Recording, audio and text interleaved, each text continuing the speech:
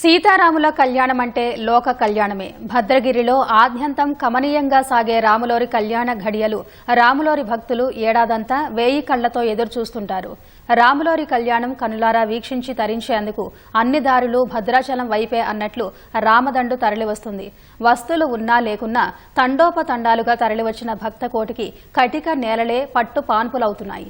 తెలుగు రాష్ట్రాల నుంచే కాకుండా ఇతర రాష్ట్రాల నుంచి తరలివచ్చిన భక్తజనం రాములోరి పాదాల చెంతనే శనివారం రాత్రి బస చేసింది.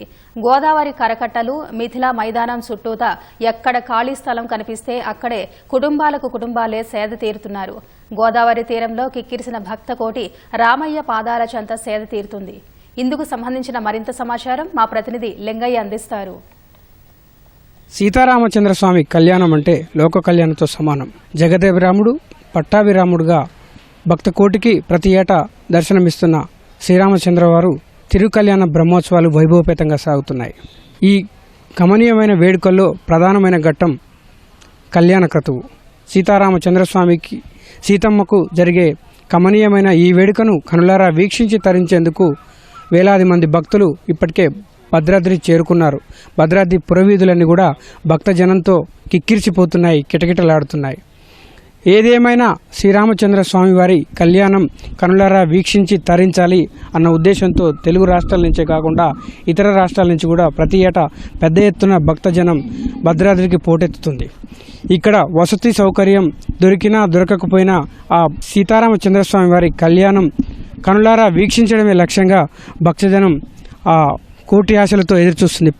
ఆదివారం ఉదయం 10:30 గంటల నుంచి మధ్యాహ్నం 12:30 గంటల వరకు సీతారామచంద్రస్వామి వారి కళ్యాణం వేడుక మిథిలా మైదానంలో అట్టహాసంగా జరగబోతుంది. ఈ కమనీయమైన వేడుకను కనులారా వీక్షించి తరించేందుకు తెలుగు రాష్ట్రాల నుంచే కాకుండా ఇతర రాష్ట్రాల నుంచి కూడా భారీగా భక్తజనం భద్రాద్రికి పోటెత్తింది.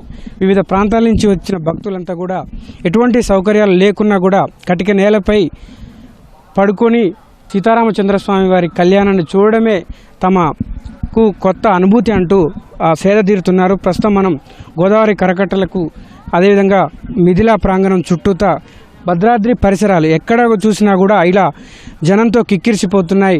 కుటుంబాలతో సహా వచ్చిన భక్తులంతా కూడా సీతారామచంద్రస్వామి వారి కళ్యాణం చూడడమే తమకు గొప్ప అనుభూతి అంటూ రాత్రిపూట కటిక నేలపై పడుకుంటున్నారు. ఇక్కడే వంటలు చేసుకొని తింటూ రేపటి సీతారామచంద్రస్వామి కళ్యాణం కోసం ఆతృతగా ఎదురుచూస్తున్న కొంతమంది భక్తులతో మాట్లాడదాం. అమ్మ, ఎక్కడి నుంచి వచ్చారు? జగ్గయ్యపేట అండి. జగ్గయ్యపేట పక్కన మక్కపేట గ్రామం. చూద్దాం సీతారాముల వారి కళ్యాణం అని వచ్చాము. రూమ్స్ కూడా ఏం లేవు కన్వీనియంట్గా. ఇక్కడ ఓపెన్ ప్లేస్ బాగుందని పడుకున్నాం, మంచిగా ఉందని, గాలి కూడా వస్తుంది. ఇంకా సీతారాముల వారు ఉన్నారు కదా మనకి, ఇంకా ప్రాబ్లం ఏందని ఇక్కడ పడుకున్నామండి. మేము ముగ్గురు అక్క చెల్లెళ్ళమండి. మేము ముగ్గురు వచ్చాము. ఇదే ఫస్ట్ టైం రావటము. మామూలుగా అంటే వస్తుంటాంలే కానీ దర్శనానికి కళ్యాణానికి మాత్రం ఫస్ట్ టైం రావటము. బాగుంది. పర్లా ఇంకా జనాలు తప్పదు కదండి, దేవుని కోసం వస్తువులు బాగానే ఉంటుందిలే కానీ ఎంతవరకు అని చేస్తారు ప్రభుత్వం కూడా. చూసినా అండి, దొరకలేదు అసలు. ఎట్లా అనిపిస్తుంది ఇంతమంది అంటే కళ్యాణం చూడడం కోసం? బాగుందండి, ఈ ప్లేస్కి వస్తే బాగుంటుందండి. మరి తప్పదు అంటే శ్రీరాముడి కళ్యాణం దగ్గర చూద్దామనే ఉద్దేశంతో వచ్చినామండి. అని అట్లా వచ్చినాం, దేవుణ్ణి చూద్దామని. శ్రీరాముడి కళ్యాణం శ్రీరాముడిని చూడాలి, సీతారామచంద్రస్వామి వారి కళ్యాణం చూసి తరించాలి అన్న ఒకే ఒక్క లక్ష్యంతో ఇక్కడ భక్తులంతా కూడా వచ్చి ఎదురు చూస్తున్నారు. రాత్రిపూట మొత్తం కూడా ఎక్కడ పడితే అక్కడ సీతారామచంద్రస్వామి ఆలయ సన్నిధితో పాటు మొత్తం గోదావరి తీరం కరకట్టలన్నీ కూడా పూర్తిగా కరకట్ట ప్రాంతాలు కూడా పూర్తిగా భక్తులతో నిండిపోయాయి. పెద్ద ఎక్కడి నుంచి వచ్చారు? ఎంతమంది వచ్చారు? మేము మూనేపల్లి అండి, మూనేపల్లి మండలం, చిన్నగాంగపూడి మాది. అక్కడి నుంచి వచ్చాము. దేవుడి దగ్గరికి నిన్న వచ్చాము. చూసి ఎక్కడ నిన్న 2 రోజుల నుంచి ఇక్కడ ఉన్నాం. వాటర్లోనే అట్లా భోజనం ఉందండి, ఇంకా ఉండేది లేదు. అంతే, ఎక్కడే ఇంకెక్కడా లేదు మాకు. ఎప్పుడు ఇక్కడ వస్తాను. ఏం చేస్తామండి ఇక్కడ మరి అందరూ జనం అందరూ ఇక్కడ ఉన్నప్పుడు ఇక్కడ ఉంటాం. అమ్మ మీరు చెప్పండి, ఎంతమంది వచ్చారు, ఎక్కడి నుంచి వచ్చారు? మున్నేపల్లి మండలం అండి, చెనకావనపూడి, కృష్ణా జిల్లా. 10 మంది వచ్చాము. ఏంది రాత్రిపూట ఏం భయం ఏం భయం, దేవుడి దగ్గరికి వచ్చాక అంతా దేవుడే ఉంటాడు. పొద్దున్నే దర్శనానికి వెళ్ళి అదే కళ్యాణం చూసుకుని వెళ్తాం. పొద్దున్న ఏంటమ్మా నైట్ పూట ఇంతమంది ఇట్లా ఉన్నారు, ఎందుకనంటే దేవుడు చూడాలని వచ్చామండి. అంతేనండి, ఏట వస్తామండి మేము. వచ్చి 2 రోజులు 3 రోజులు ఉండి వెళ్ళిపోతామండి. ఇక మాట దోమల భయం ఇంకేం భయం అండి, దేవుడి దగ్గరికి వచ్చాక ఇంకేం లేవండి. ఇంకేం చేస్తాం, దేవుడు కావాలని వచ్చినప్పుడు అండి. భోజనం చేశారా? చేసామండి. ఎక్కడ చేశారు? బయట తీసుకుంటామండి. ఇక్కడ ఎక్కడన్నా పెడితే దర్శనం చేసుకుని భోజనాల్లో పెడితే తింటాం. ఎంతమంది వచ్చారు? 2 రోజులు మీరు వచ్చి? మేము వచ్చి నిన్న వచ్చామండి. ఆయన మా ఆయనండి. 3 రోజులు అయితే వచ్చి రేపు దర్శనం కళ్యాణం అవగానే వెళ్ళిపోతామండి.